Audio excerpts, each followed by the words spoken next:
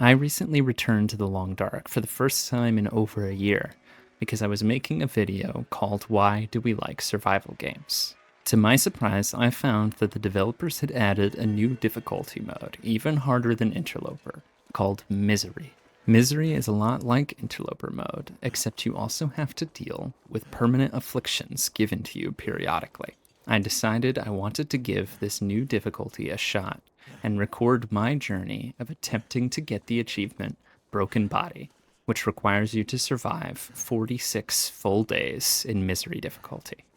The first day began as any other run would, quickly grabbing any rose hips, sticks, and reishi mushrooms that I found around me. The one positive to Misery difficulty is that it gives you a set spawn location and condition.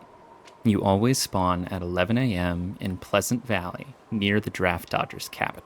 This made it fairly easy to plan out a route ahead of time, so I knew exactly where I was going throughout the early game. The plan was to go from the Draft Dodgers cabin where you spawn, down to the barn where there's a potential spawn for the Heavy Hammer, and then loop around the river grabbing as many cattails as I can before getting to Thompson's Crossings. After getting everything I needed from Thompson's Crossings, I would immediately head to the cave to head to the dam and eventually to Mystery Lake. With a plan to set myself up in the early game, I headed straight for the barn where I thankfully was able to find the Heavy Hammer. Having this already on day one will make things a lot easier when it comes time for forging tools. I was also able to find a little bit of food and a couple other helpful items, such as an emergency stim and a pry bar. After successfully looting the barn, I continued the loop around the river, grabbing as many cattails as I could find on the way to Thompson's Crossing. Immediately upon arriving to the town, I found an insulated flask, a helpful tool for keeping drinks warm, which is especially important on Misery difficulty, as the temperatures are as cold as late-game Interloper temperatures within the first few days. Throughout the town, I found a decent amount of snacks, and I found some particularly good loot in the Crossroads house, including some tea, a cooking pot, and a new simple parka hidden under the bed. I think I can use this. After that, I grabbed some of that delicious toilet water and headed over to the rural store where I believe there's a guaranteed match spawn. At least I always seem to find them here. After I finished looting the rural store, I crafted myself some improvised hand wraps and a head wrap. I then went to sleep, ending my first day, and I was pretty happy with where I was at so far. Early on day 2, I started my first fire. That way I would be able to boil some water, grab some torches, and make some hot tea to help me along the journey ahead. After a warm cup of tea, I set out to leave Pleasant Valley altogether and make my way towards Mystery Lake, a region with good loot, solid structures, and being very close to Forlorn Muskeg, where I can forge some tools. Thankfully, making it to the cave that leads to the hydroelectric dam was fairly easy. On the other side of the cave, I was able to fairly easily avoid the wolves and make it up to the dam. Just before entering the dam, I reached the 24-hour mark and got the first stage of Misery, called Hardship. This affliction will automatically reduce your carry weight by 10 kilograms and also reduces your sprint by 33%. In the dam, I found multiple helpful items, including a wool toque, some more food, wool ear wrap, and a can opener. After coming out on the other side of the dam, I found myself in a nasty storm, so I immediately just went to the closest trailer and slept through the night. Once the weather had cleared up, I started making my way down the rail track, where I came across a train car that had the bedroll in it, another very important item for this run. As I continued along, I ran into some wolves that forced me to sidetrack over toward the logging camp instead. I then looted the trailers there and hunted some rabbits.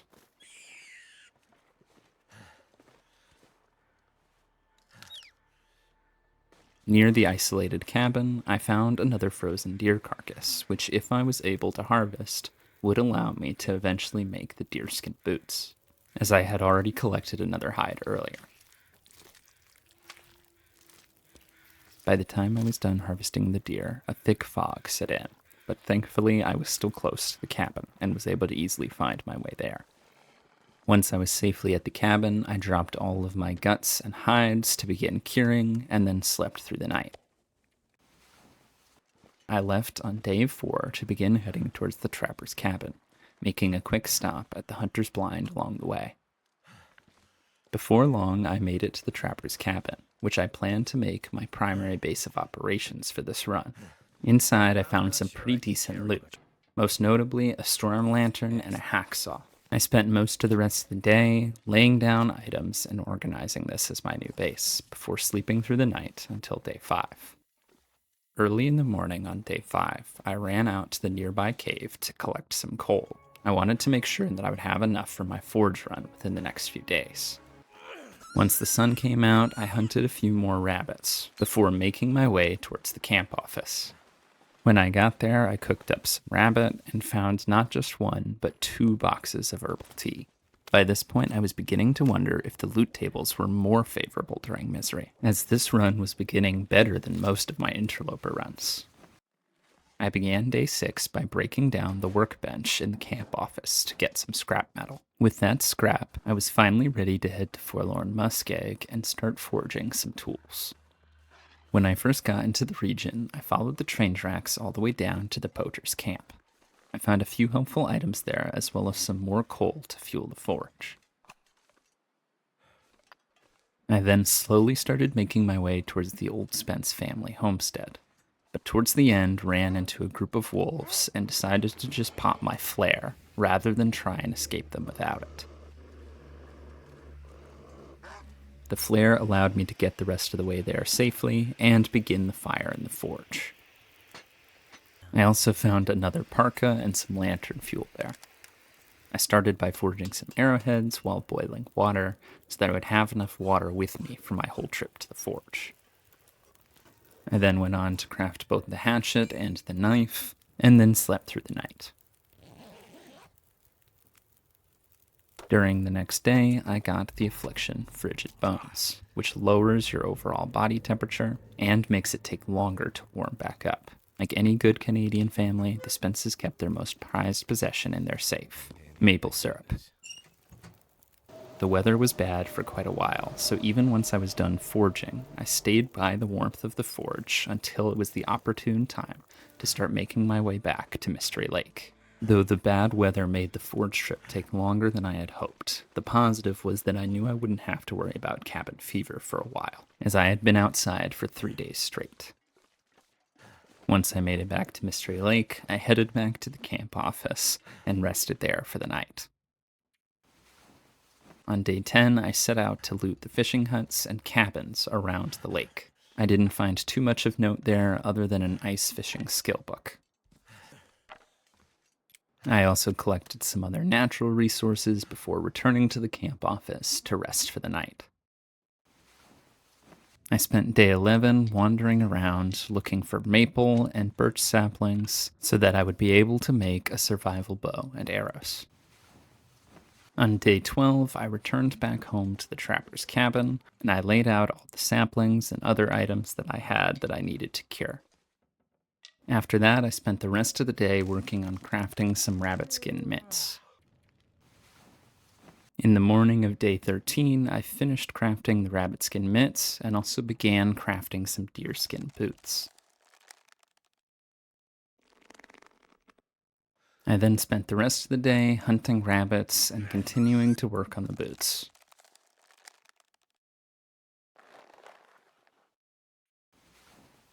On day 14, I finally finished crafting the deerskin boots and also crafted myself some improvised crampons to help with climbing and sprained ankles.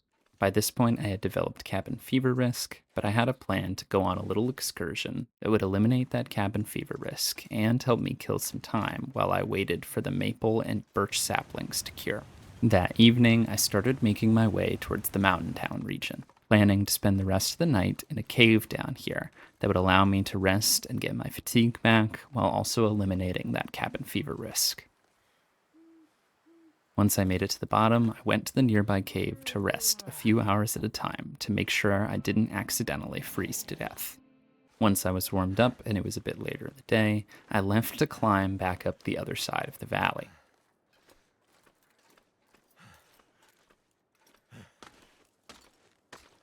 Once I made it to the top, I went to loot the small office at the edge here and found a couple of useful items, most notably some coffee.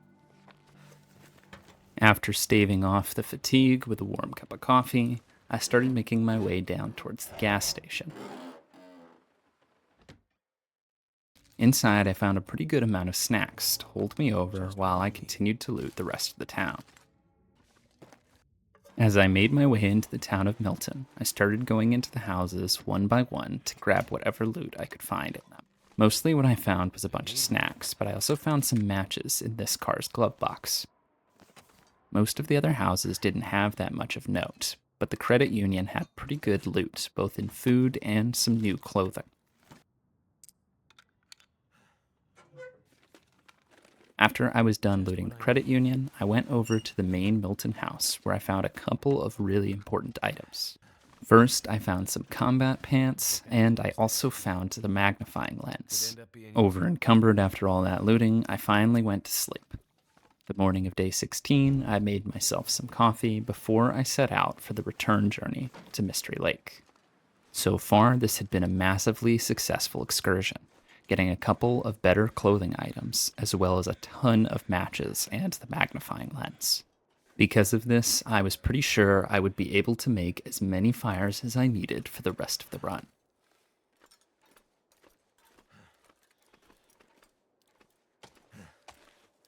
Before long, I was back on the other side of the valley, and only a short walk and a cave away from being back home at the trapper's cabin. Back at the cabin, I saw that some of the birch saplings were ready to craft into arrow shafts, but the bow was not yet ready to craft, so I started by making the arrows before I went on to making the bow. On day 17, I made a snow shelter just outside the cabin, so that at times where there's favorable weather, I can hang out in there to repair my clothes or research books, helping me stave off the cabin fever. I spent most of the rest of day 17 working on and completing my new rabbit skin hat. On day 18, I crafted a bunch more arrow shafts and was finally able to craft the survival bow itself.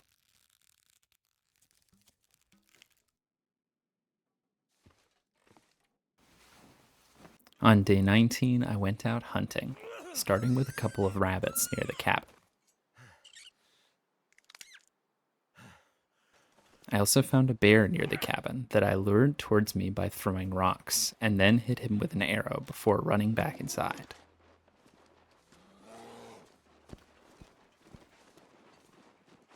I probably cut things a bit too close trying to grab the rabbits.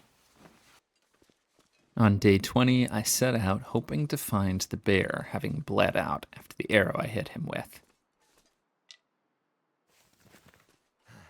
Thankfully, I was able to find him not too far from the trapper's cabin. He had barely begun to freeze, so he must have bled out not that long before. After getting a fire started, I got to work harvesting as much as I could from the bear.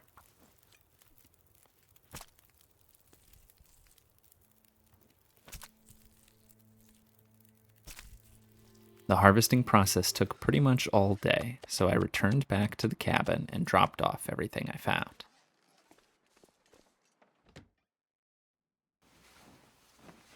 By day 21, I was starting to have problems with cabin fever risk again, so I set out to spend the day in the cave near Mystery Lake. After spending the rest of the day there and making myself a cup of herbal tea, I went to sleep, but I only slept a few hours at a time as to prevent myself from freezing. The next morning, I was pretty cold, so I started up another fire and did some researching while I warmed up. I also had to wait out the dense fog that had set in while I was in the cave.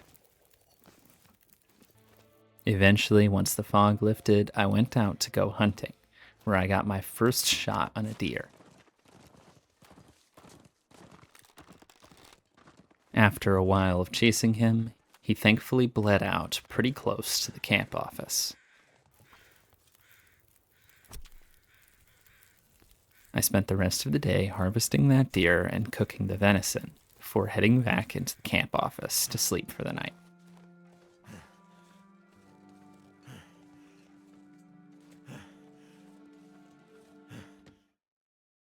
I spent the next 2 days doing very little outside, just eating the venison that I had gotten from that last deer, and sleeping as much as possible to try and get my condition back. On day 25, with my condition mostly restored, I set out to go hunting again, and I came across another bear near the unnamed pond. After hitting the first shot, I was able to use the hunter's blinds to my advantage to get another shot on him. He fled after the second shot, but eventually I was able to find him again and finish the job. I then harvested the pelt and some of the guts from this bear, but I didn't bother grabbing any of his meat, as I needed to limit my carnivore meat consumption anyways. With the bear pelt and guts in hand, I headed to the nearby cabin to drop those off to cure and sleep the night. Early on day 26, while I was hunting rabbits, I had a wolf come try and attack me. While I was able to scare the first one off, another one also came after me, but this one I was able to take down with just one shot. I went over to harvest his pelt and guts, and then brought them into the cabin to drop them off, as it was quickly becoming my curing room, even though that wasn't necessarily my intention. Because I was having trouble finding another deer to hunt, I decided to head up to the destroyed lookout, where I'm pretty sure there is a guaranteed deer carcass, as I needed one more deer pelt to be able to make the deer pants.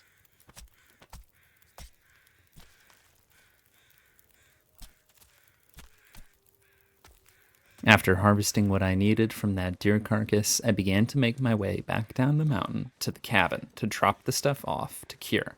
But when I made it to the bottom of the mountain, I found myself cornered by a wolf without a way to get past him. I decided to double back and start making my way back up the mountain, as I knew my fire was still burning up there, and I hoped to use it to be able to scare the wolf away, or potentially just use it as a safe area to shoot him. However, when I stepped on this section of the snow, for some reason that caused the wolf AI to decide to charge me. In a split-second decision, thinking I had no other choice, I raised my bow and completely whiffed my shot.